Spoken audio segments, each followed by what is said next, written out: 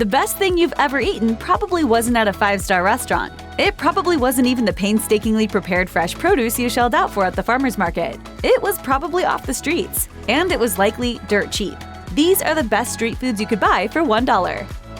Anyone who has done the 20-something broke in New York trope knows the painful bliss of burning the top of their mouth on a cheap slice. Suspiciously referred to as plain instead of cheese and always called a slice, not pizza, 99 cents or $1 pizza is a tasty, filling, and portable meal for busy Midtowners and drunk NYU students alike. New York City arguably has the best pizza in the world. They might not have invented the Italian flatbread with tomato sauce and cheese, but they perfected it. This is not that pizza. This is the cheapest, quickest descendant of that pizza, but it's still tastier than some of the best pizza outside of New York.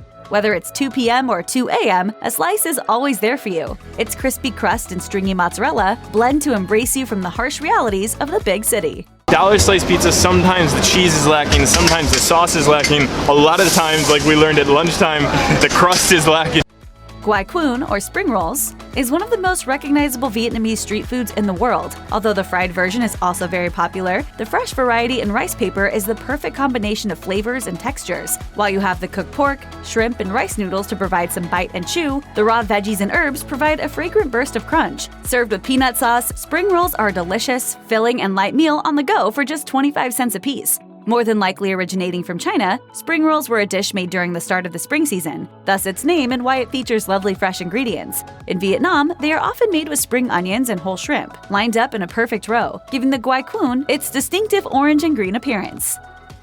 Tacos de guisados are corn tortillas with your choice of stewed fillings. This taco's claim to fame are the hearty, slow-cooked meats, combined with various toppings to transform into a dripping and delicious snack by the road. Slow cooking the stews guarantees tender mouthfuls embedded with layers of flavor. Their variety means there's something for everyone. Fillings and toppings include potatoes with chorizo, black beans, guacamole, chicharrón, salsa roja, mole, rice, onions and habanero, and countless others. The best part is the build-your-own delicacy costs only 85 cents per taco. While some street foods are renowned for their compact portability, guisados are proudly wet and dripping. Found all over Mexico, guisados are displayed in orange cazuelas and served on plastic plates, sometimes even covered with an additional plastic bag for extra juice protection. The tortilla is thick, so it soaks it all up and it doesn't fall apart. So all the juice soaks into the tortilla is now flavored with that meat flavor, so it's really delicious. You can't go wrong with the fried, carb-tastic triangular dumplings known as samosas. Samosas are popular around the world, and for good reason. Ranging from about 2 inches in diameter to the size of a fist, samosa wrappers can be either thin and ultra-crispy or a bit thicker like a pastry crust. Inside, you can find both vegetarian and meat fillings. Popular flavors include potato with peas or minced lamb. When purchased on the streets of India, samosas are often made fresh and fried instantly. Vendors can be seen rolling the dough and expertly filling and folding them into their iconic triangle shape. Sometimes the samosas are served with sweet and savory chutneys. The sweet chutney is made of tamarind and dates, and the green chutney is made of mint, cilantro, and chilies. Fast, easy, and ultra-portable, street samosas can sell for as little as 86 cents. These hand-pulled wheat noodles are coated with a luxurious black sauce made from pork and fermented black soybean. Sweet and salty, this dish has origins in China, where a dish with a similar-sounding name, Jajangmyeon, is also eaten today. However, these are two distinct and different dishes. The Chinese Jajangmyeon is more of a soybean-based minced meat sauce, while Jajangmyeon is a smoother, fermented sauce that's heavier on the black bean flavor and with larger chunks of pork. This hearty, flavorful dish is often served with pickles or fresh vegetables to balance its intense flavor.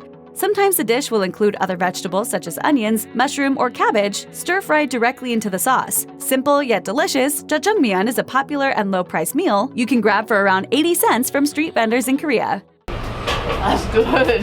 We've had jajangmyeon many times in our life, but this is one of my favorite ones.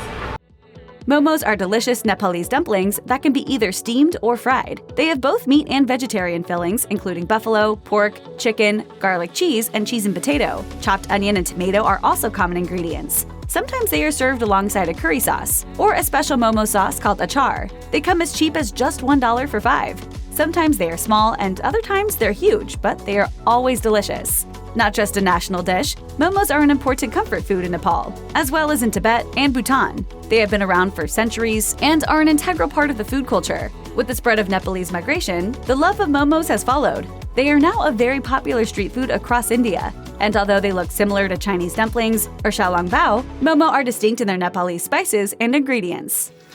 There are few things in this world as satisfying as the sound and feel of crunching into a freshly made jianbing in the morning. While the exterior is a soft crepe-like wrapping, the fillings are crunchy, aromatic, and a punch of flavor. But almost better than eating a jianbing is watching it being made right in front of you. It's a meal and a show for less than $1. First, a doughy batter is spread onto a circular crepe griddle. Then an egg is cracked and spread onto the surface. This is followed by a few spoonfuls of green onions and mustard greens, followed by various sauces such as hoisin. The jianbing is then filled with fresh veggies, and the secret to its success, a large deep-fried rectangular cracker, which provides the distinctive texture. The whole thing is then folded into a delicious, portable snack. It can be eaten any time of day, but the jianbing is most popular for breakfast. These delicious pockets of goodness are popular around the world in various wrappings and fillings. They can be found fried, baked, or grilled and make for a satisfying, cheap, and quick meal. Like with momos and dumplings, the empanadas' origin is not clear-cut, but it is widely believed to have originated from Galicia, Spain. Regardless, every country that has adopted the handheld pastry has adapted the recipe to reflect their own culture and history. In Colombia, the empanadas are wrapped in a cornmeal dough, which gives them a distinctive yellow color. Traditionally, they come filled with either shredded beef, shredded pork, shredded chicken, potatoes, or cheese. Sometimes they are made with ground meat or rice, and they are often served alongside a wedge of lime and a spicy green sauce called ají. Not only are empanadas sold on the streets, they are often found outside churches and are incredibly affordable. They are priced at around 17 cents a piece, or about $1 for a plate of 6. Falafel is popular around the world as a go-to vegetarian option at Mediterranean and Middle Eastern restaurants. There are often slight variations depending on where it's made, but the Palestinian version is made with chickpeas, parsley, and spices. These fried balls are either spherical, shaped into a disc, or made with an indent in the middle to maximize friable surface area. While falafels are a crispy golden brown on the outside, inside they are a vibrant shade of green. Although they can be eaten alone, as a street food they are often wrapped in pita. Some of the best falafel in the world can be found in Palestine. For as little as 55 cents for a pita, using a special falafel scoop, the cook shapes the falafel mixture into even, identical shapes. The pita is then stuffed with the fried falafel, french fries, and a vegetable mixture containing cucumber and tomatoes. The whole thing is then topped with a tahini-based sauce.